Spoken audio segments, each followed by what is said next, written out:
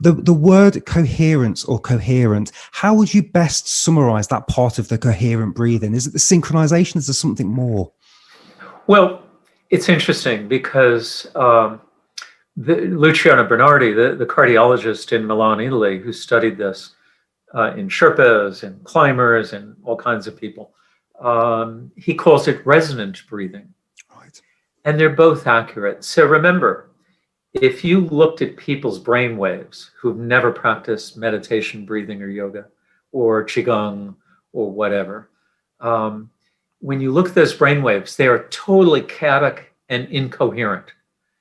And usually, if you do that kind of recording, you might have a 19-lead portable EEG, or you might, if you're really fancy in a laboratory, have 128 leads on, but 19 is pretty good.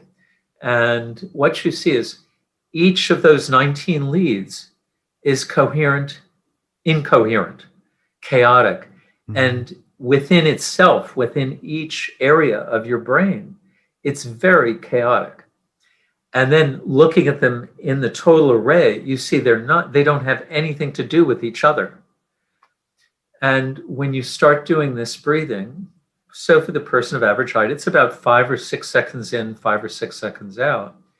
Suddenly there's a coherence within each area of the brain. So it almost begins to look like a sine wave instead of just jagged little squiggles, okay? And then what Bernardi is referring to is if you look at the whole array of all 19 leads, the coherence in each one begins to line up with the ones across the whole cortex of the brain.